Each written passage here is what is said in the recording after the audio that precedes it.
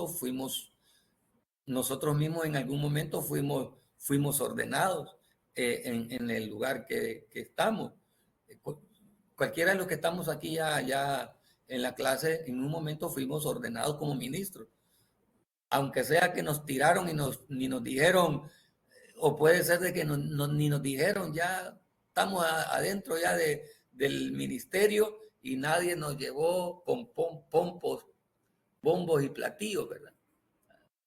Qué lindo es que en una ceremonia litúrgica con ángeles de fondo tocando trompetas y le dicen está ungida como pastora, como ministro de Dios, como profeta. A veces algunos ministerios son tirados al agua, nos empujan sin saber nadar y de ahí después se acuerda, aquí lo ungir. Y ya el Señor ya nos ungió, ¿verdad? Pero, ¿qué hacer?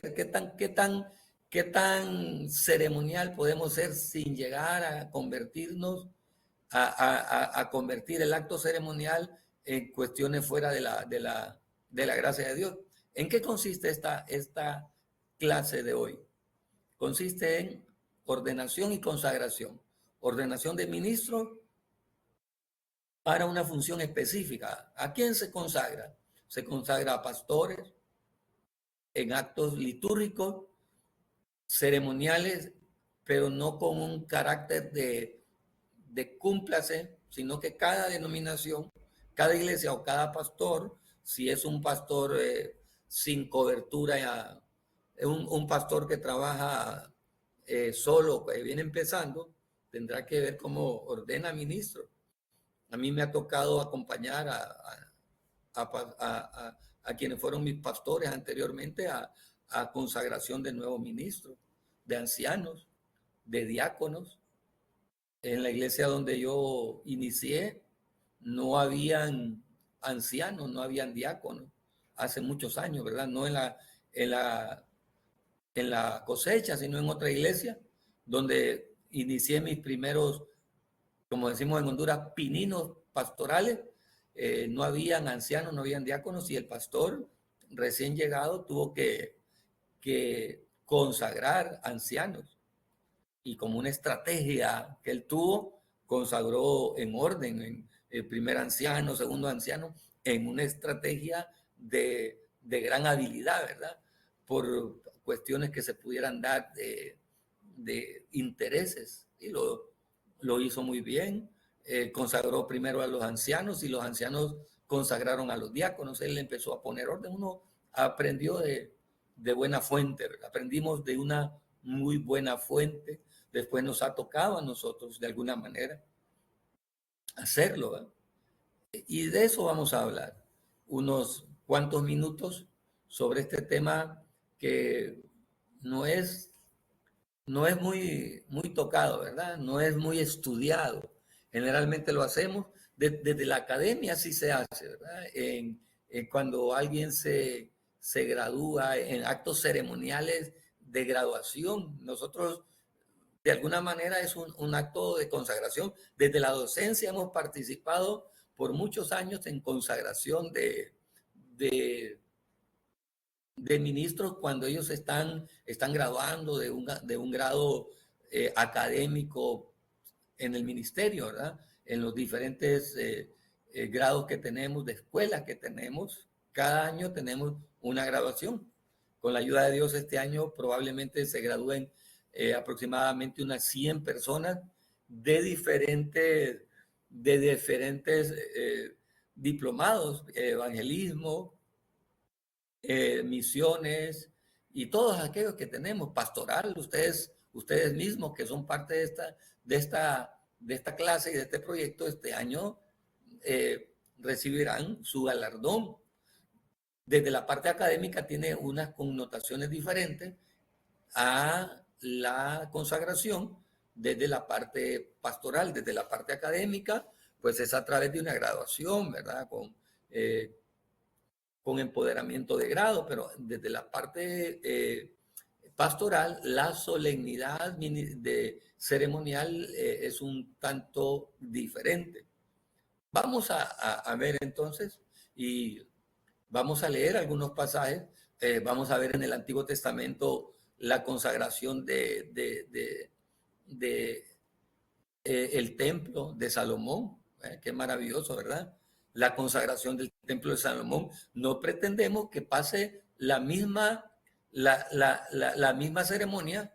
Imagínense si nosotros nos vamos a lo literal, ¿verdad? A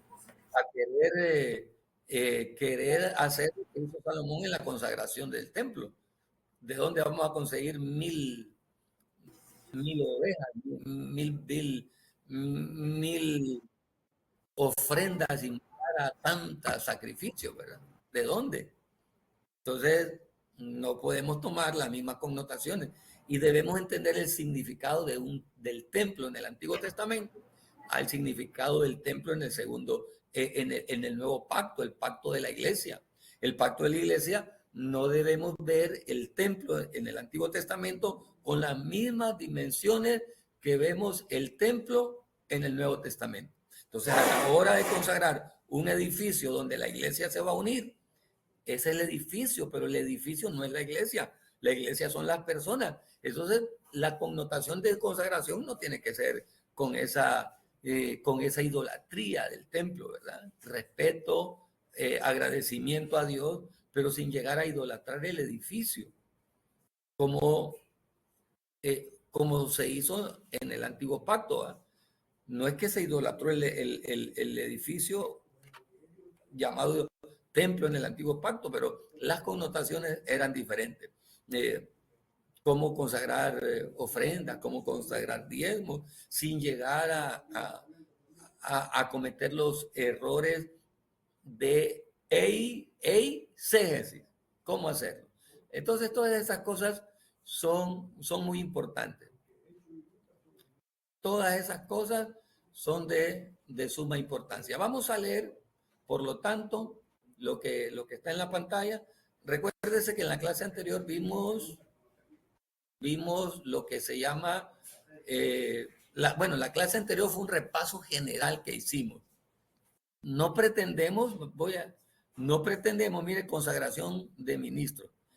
La clase en sí es consagración y consagración y de ministros y también de objetos, de lugares, ¿verdad? Pero miren, no pretendemos hacer un evento de consagración al modo, a la usanza del antiguo pacto. ¿A quién tipifica, a quién representa, más que tipifica, a quién representa la imagen que tenemos en la pantalla? Mire con qué categoría, ¿verdad? Sería imposible en todo sentido hacer una consagración o una presentación de pastores. Sería imposible en todo sentido ponerlo de esta manera. Sería imposible, ¿no? Primero porque podemos llegar a un sincretismo. Yo he estado muy interesado en exponer las falencias que como movimientos pentecostales nosotros estamos teniendo, tan arraigados a los errores.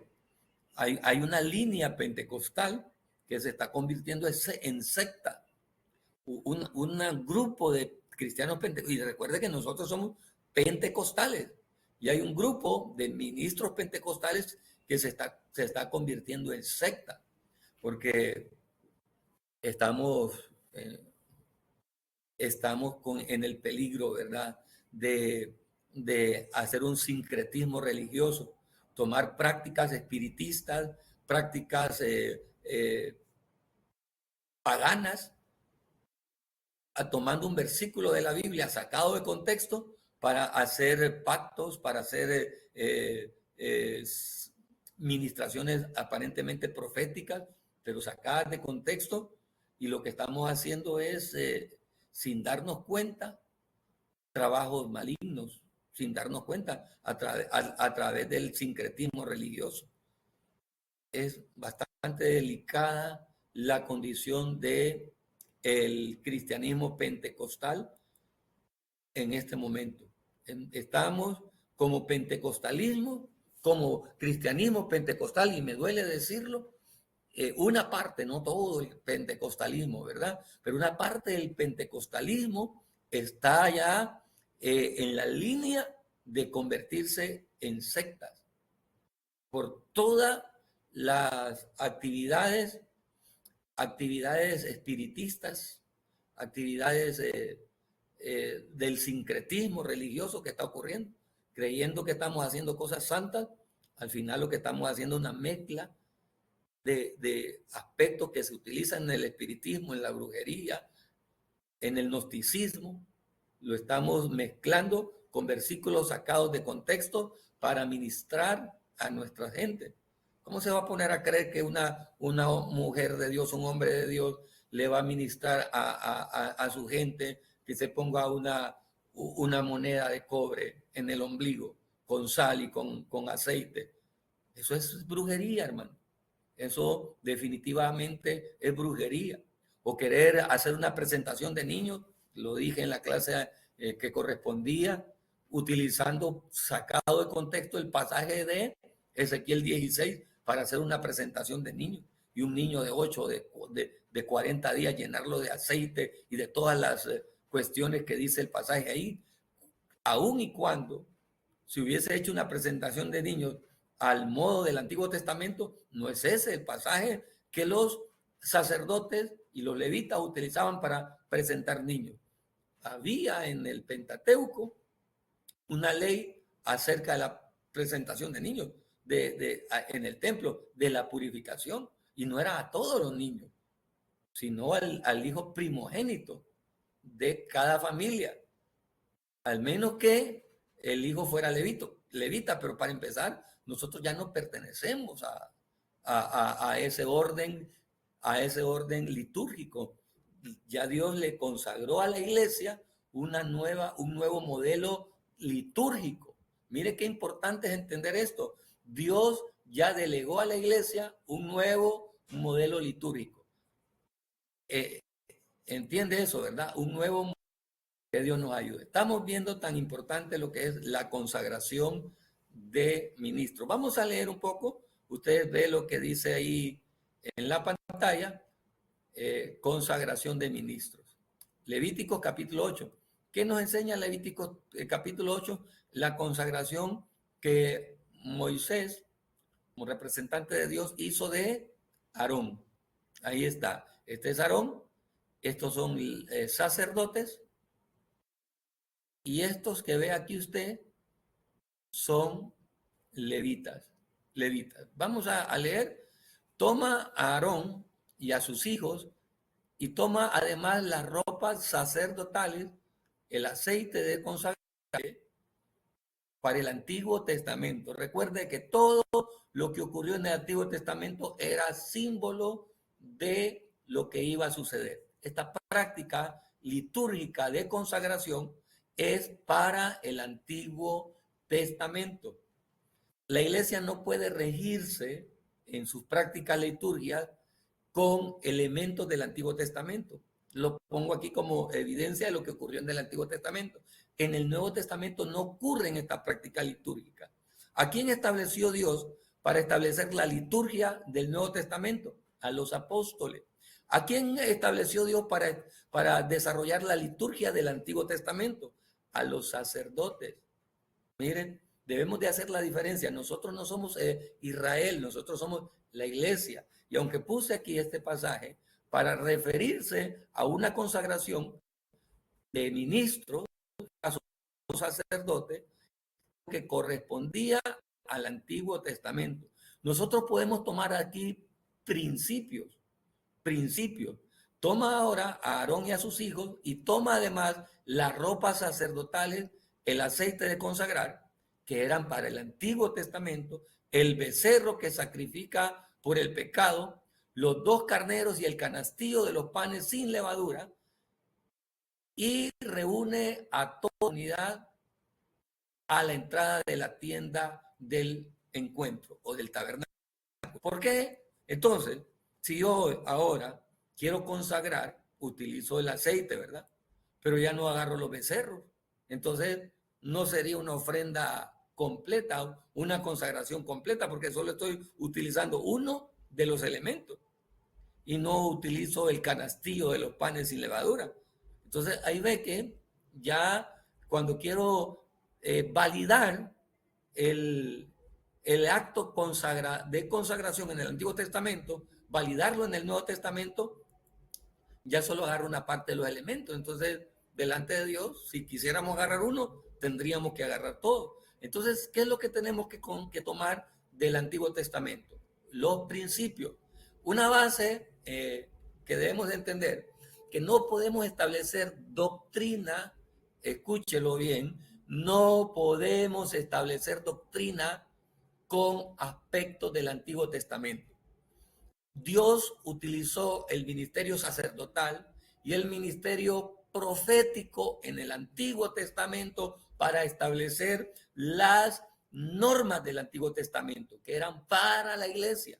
¿Qué es lo que tenemos que tomar?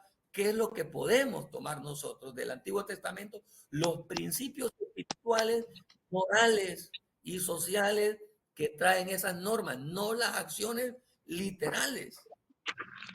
Eso sí podemos agarrar, los principios, más no las acciones literales. El Nuevo Testamento es la base fundamental para establecer doctrina en la iglesia, para establecer doctrina y actos litúrgicos. El Nuevo Testamento es el Nuevo Testamento. La Biblia habla de una iglesia neopentecostal, una iglesia neotestamentaria. Entonces, somos iglesia neotestamentaria, la iglesia es neotestamentaria. Las bases que rigen a la iglesia no es el Antiguo Testamento, sino el Nuevo Testamento. Entonces, anulamos el Antiguo Testamento de ninguna manera, pero el Antiguo Testamento ya no nos sirven las bases, sino los principios. Los principios. Toma a Aarón y a sus hijos, el sumo sacerdote Aarón y el sacerdote y los sacerdotes sus hijos. Y toma además las ropas sacerdotales. Ya no hay una ropa sacerdotal para el Nuevo Testamento, ya no la hay. Ya no hay una ropa sacerdotal. Lo que hay es la vestimenta con modestia. Vestirse como un ministro de Dios con modestia, no a la altura de las modas de hoy, sino la modestia. Eso sí está. Las ropas sacerdotales ya no existen en el Nuevo Testamento, pero sí los principios de modestia, de disciplina del Antiguo Testamento, eso sí lo podemos tomar. El aceite de consagrar. Entonces, ¿qué utilizamos nosotros para consagrar? Aceite común, aceite de oliva, extra virgen, bien, algunas veces hasta aceite para manos, aceite de bebé. Estoy seguro que en algún momento alguien utilizó aceite de bebé. Entonces, si quisiéramos tomar literalmente, no tenemos los elementos. Óigame bien, no tenemos los elementos para hacer una liturgia al Antiguo Testamento. Entonces, agarramos parte de algunos elementos. Mire el verso 6 como dice, luego hizo Moisés que Aarón y sus hijos se acercaran y los lavó con agua. Después le puso a Aarón la túnica, le ajustó el cinturón y lo vistió con la capa. ¿Se imagina si nosotros quisiéramos cumplir la liturgia del Antiguo Testamento en el Nuevo Testamento? Primero, ya está abolido. ¿Qué se toman los principios? ¿Desnudaría usted a alguien? ¿Desnudo así? Tal vez no por completo, ¿verdad? Pero estaba en paños menores. Y luego, o casi. Luego hizo Moisés que Aarón y sus hijos se acercaran y los lavó con agua. ¿Hasta qué parte de su cuerpo estaba expuesto? ¿Será su torso? ¿Su espalda? Después le puso a Aarón la túnica, mire, le ajustó el cinturón y lo vistió con la capa. Luego le puso encima el efod y se lo ajustó bien con la misma cinta del efod. Luego le puso encima el pectoral y en el pectoral le puso el urín y tumín. Puso el turbante en la cabeza y sobre él, por la parte de enfrente, colocó la placa de oro que le consagraba como sacerdote, tal como el Señor le había ordenado. ¿Qué tal y nosotros queremos consagrar a la usanza del Antiguo Testamento. Quedamos cortos, ¿verdad? Para empezar, son probablemente millones de lempiras o miles de euros que se utilizarían para tener una vestimenta tal como esa, o miles, cientos de miles de lempiras. Eran piedras preciosas de alto nivel, eran vestimentas de alto nivel. Después Moisés tomó el aceite de consagrar y lo derramó sobre el santuario. Oiga bien, el aceite de consagrar no era aceite común, no era aceite virgen del que venden en el supermercado. El aceite de consagrar eran, si mal no recuerdo, 6 elementos, 6 ingredientes que tenía. No se puede llevar esa liturgia a cabo. No se puede llevar esa liturgia. Entonces, ¿qué Sí, pasa? es todo un proceso. Claro, ¿qué pasa con el sincretismo religioso que nosotros tenemos? Agarramos prácticas a medias, como aquel versículo tan destructivo para las hermanas, ¿verdad? Porque se agarró a medias. No usará el hombre ropa de mujer y no usará la mujer ropa de hombre, vestimenta de hombre. Ese pasaje marcó a las mujeres como pecadoras porque usan un pantalón, porque se sacó de contexto un pasaje, de contexto cultural, de contexto literal y de toda la interpretación correcta. Y solo se sacó un versículo y se dejó todo el capítulo, que es fuerte para el adulterio, para otros elementos morales, se apartó todo, pero solo se tomó un versículo como de 27 o 30 versículos que tiene el capítulo 20, creo, ya no me acuerdo qué capítulo es de Deuteronomio. Solo se sacó un versículo y ese versículo ha destruido a las pobres mujeres, pecadoras. Claro, ¿cuál es el principio? Hay un principio aparte, escondido, no escondido, sino defendiendo ese aspecto de usar ropa de hombre en las mujeres y ropa de mujer en los hombres. Hay un principio ahí, ese principio sí lo extraemos, son los principios. Lo vuelvo a repetir por si no quedó grabado, el Antiguo Testamento no establece doctrina para la iglesia. Quien establece doctrina para la iglesia es el Nuevo Testamento. El Antiguo Testamento puede validar una doctrina, fortalecerla o ilustrar una doctrina, pero tomando el principio. Eso no significa que el Antiguo Testamento perdió validez para nosotros, de ninguna manera. Pero para establecer doctrinas fundamentales debemos de utilizar el Nuevo Testamento, sin quitarle valor espiritual, moral, bíblico al Antiguo Testamento. El Antiguo Testamento no establece doctrina, fortalece o valida doctrina, pero no establece. Es en el Nuevo Testamento donde nosotros vamos a establecer doctrina. ¿Por qué? Porque el Antiguo Testamento fue para que Israel se guiara. El Nuevo Testamento es para que la iglesia se guíe. Como le digo, vamos a tomar los principios, vamos a tomar las historias para una bendición. Imagínense cuánto bendice el Salmo 23. Jehová es mi pastor, nada me faltará. En lugares de delicados pasos me hará descansar. Junto a aguas de reposo me pastoreará. Confortará mi alma. Cuánta belleza hay en esto. Cuánta belleza hay en la oración de Ana. Mi corazón se regocija en Jehová y mi poder se exalta en mi Dios. Mi boca se ensanchó sobre mis enemigos. Cuánta belleza hay en la historia de David cuando venció a Goliat, de David cuando estaba huyendo de su rey pagano, malvado, Saúl. Cuánta belleza podemos encontrar ahí. Claro que es una bendición, es una victoria. La vida de Jeremías, por ejemplo, la vida de Ezequiel. ¿Cuántos sacan a algunos profetas desubicados, profetas del Nuevo Testamento, desubicados, sacando pasajes de contexto o lo que les ayuda, lo que les beneficia, figuras proféticas de Elías, por ejemplo? Si soy varón de Dios, vive Jehová y vive y vive tu alma. ¿Por qué no toman la figura de Ezequiel cuando Dios le dice, come estiércol?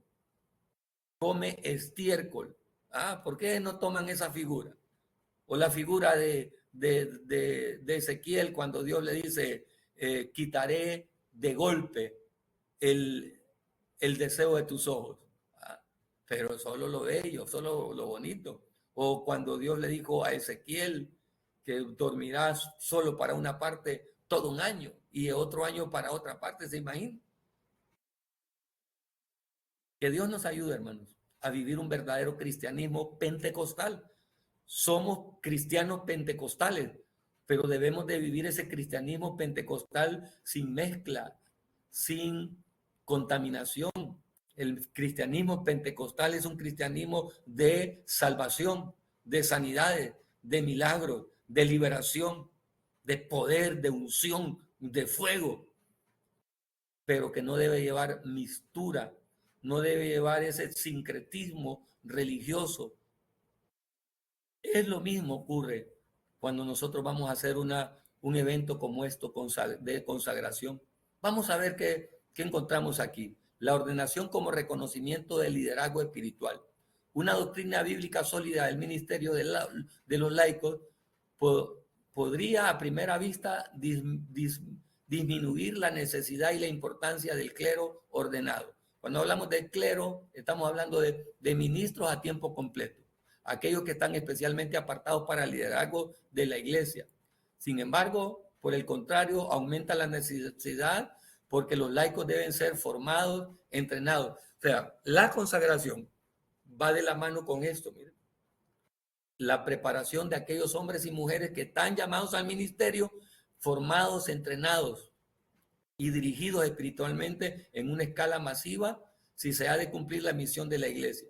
Las escrituras enfatizan que los líderes ministeriales son los dones de Cristo con el propósito explícito de preparar al pueblo de Dios para el ministerio de edificación de la iglesia. Quiero dejar de compartir. Voy a presentarles. Vamos a ver qué pasa aquí. Voy a presentarles un pasaje en la Biblia. Te voy a presentar el libro de Tito. Por esta causa te dejé en Creta. ¿En qué consiste eso de consagración? Más allá, hermano, va en formar. No podemos estar primero no formamos a Pablo, siervo de Dios y apóstol de Jesucristo, conforme a la fe de la verdad, que es según la piedad, en la esperanza de la vida eterna, la cual Dios que no miente prometió desde antes de los siglos y a su debido tiempo manifestó su palabra por medio de la predicación que me fue encomendada por mandato de Dios nuestro Salvador, a Tito, verdadero hijo en común fe, gracia, misericordia y paz de Dios Padre y del Señor Jesucristo nuestro Salvador. Mire, por esta causa te dejé en Creta. Dos principios o dos objetivos por el cual Tito estaba en Creta, para que corrigieras lo deficiente, mire, situaciones adversas, malas que se estaban dando, malos entendidos, problemas, lo deficiente, probablemente doctrina deficiente, comportamiento deficiente, servicio deficiente. Tres cosas probables que se estaban dando en Creta. Doctrina deficiente, conducta deficiente, servicio en la obra deficiente. Mire, tres cosas probables que se estaban dando en la iglesia de Creta. Doctrina deficiente, conducta deficiente, servicio ministerial deficiente. Por esta causa te dejé en Creta, para que corrigiera lo deficiente y para qué más, para que establecieres ancianos en cada ciudad, así como yo te mandé. Hay un orden. ¿Y cuál es ese orden? Yo no puedo establecer personas en el ministerio que no cumplan estos requisitos. No puedo delegar funciones ministeriales de primer grado o de primera importancia, de grado de ministerios primarios en personas que no estén preparadas. Porque es necesario que el obispo, ¿a quiénes vas a elegir para para que sean parte del ministerio. Porque es necesario que el obispo es la palabra griega de pastor, de anciano. O sea, es lo mismo. Un obispo es un pastor, es un anciano, es un líder que dirige a la congregación, que la cuida, que la mentorea. Ahora, ¿qué características tienen que tener esas personas para que puedan ser ordenadas? Sea irreprensible, como administrador de Dios, no soberbio, no iracundo, no dado al vino, no pendenciero, no codicioso de ganancias deshonestas, sino que hospedador, amante de lo bueno, sobrio, justo, santo, dueño de sí mismo, retenedor de la palabra fiel, tal como ha sido enseñada, para que también pueda exhortar con sana enseñanza. Yo le hago una pregunta. Usted y yo que estamos sirviendo en la obra del Señor, ¿cuántos de estos requisitos cumplimos? ¿O en cuántos de estos requisitos salimos cortados? Retenedor de la palabra fiel, tal como ha sido enseñada, mire. Retenedor de la palabra fiel. Pero ¿cuál es el problema que tenemos ahora? Lo último que nos rige es la palabra. Yo comencé el día de ayer en el programa de Camino de Maús un tema para mí muy escabroso, y aunque yo sé que es de Dios que lo dé, he tenido un poquito de reserva, por no decir temor, de darlo, pero sé que debo de hacerlo, buscando la mayor sabiduría posible. Y el tema principal es el ataque al pentecostalismo del siglo XXI, el ataque del diablo al pentecostalismo del siglo XXI. Entonces, ahí identifiqué hasta ahorita 4 áreas en las que como pentecostales estamos debilitados. Y se las voy a decir ahorita. Número 1, el sincretismo religioso. ¿Sí? Mezcla en nuestras liturgias evangélicas pentecostales, mezclamos lo espiritual bíblico, lo bíblico, allá del movimiento del día de Pentecostés, todo eso sobrenatural del día del Pentecostés, lo estamos mezclando con prácticas espiritistas, con prácticas de Oriente lejano, allá y Oriente cercano, allá en la India, de religiones de la India, de China, de Japón. Esas religiones están exportando hacia nosotros o importando. Nosotros las estamos importando, ellos las están exportando. Estamos importando de religiones orientales, milenarias, prácticas espirituales, místicas, y las estamos, sin que nos demos cuenta, las estamos disfrazando de actividades espirituales bíblicas, sacando versículos de contexto para utilizar esas mismas prácticas.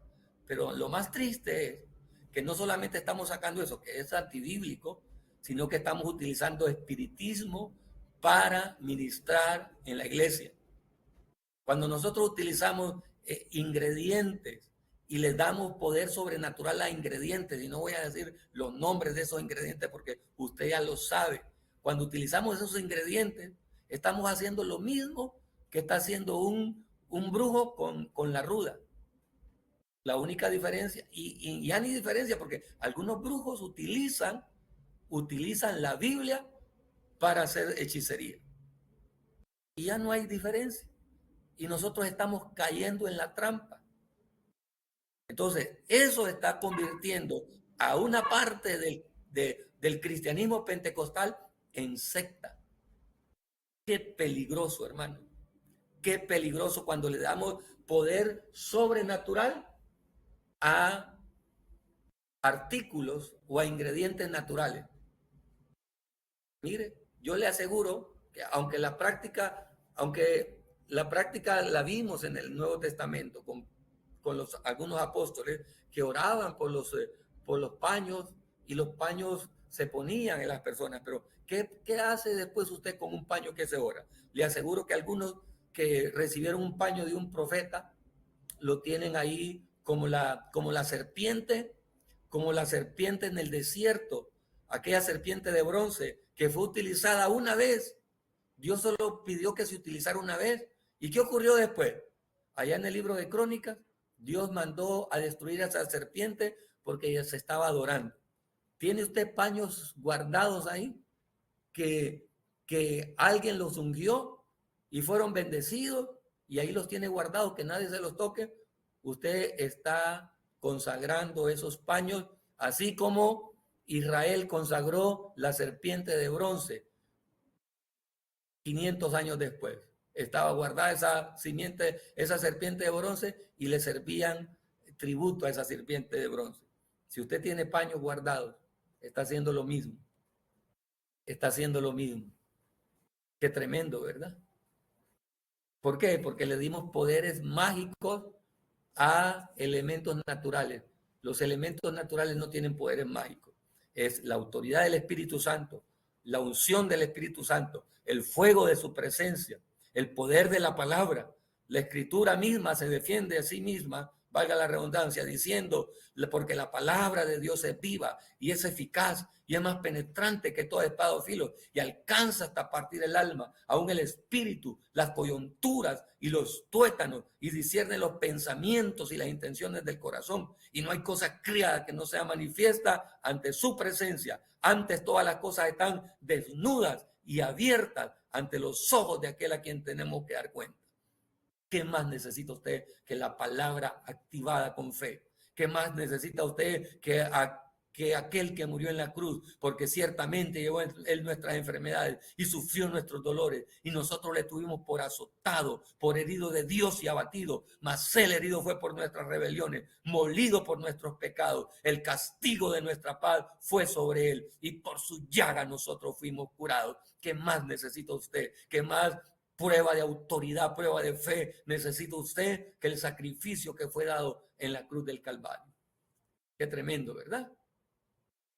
Qué tremendo. Entonces, recapitulando, ¿qué hacer nosotros en la consagración de un ministro?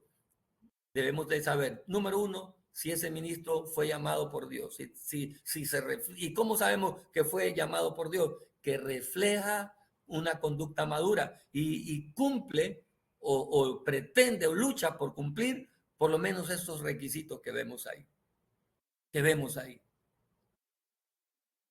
Ahora, si yo he identificado si voy a consagrar, ¿qué voy a hacer? Orar por ellos. Usted puede hacer una oración por ellos. Digo, si usted quiere ungirlos con aceite, no peca al hacerlo, pero entienda que está tomando un elemento, no es el aceite de extra virgen de oliva era uno de los 6 elementos que tenía. Y aunque usted tuviera todos los elementos para hacer una aceite de consagración, esos aceites cumplieron su labor en el Antiguo Testamento. Y todos esos aceites y esos memoriales del Antiguo Testamento eran una figura de aquel que iba a morir en la cruz del Calvario. Todas las figuras y todos los símbolos sacerdotales y ceremoniales del Antiguo Testamento perdieron su validez cuando aquel hombre en la cruz dijo, tetelestai. ¿Y qué significa tetelestai? Consumado es. Ahí terminó el antiguo pacto para iniciar un nuevo pacto, el pacto de la gracia, el pacto de la fe, el pacto de sangre derramado en la cruz del Calvario. Entonces, en eso consiste la consagración. Vamos a quedar hasta aquí y en la próxima clase vamos a seguir viendo estos elementos. Vamos a tener otra clase más sobre este aspecto, así que dentro de un momento voy a enviar esta grabación que la hicimos por parte, ¿verdad? Porque para que ustedes, si quieren volverla a ver, pueda verla. Dios me le bendiga. Será hasta la próxima.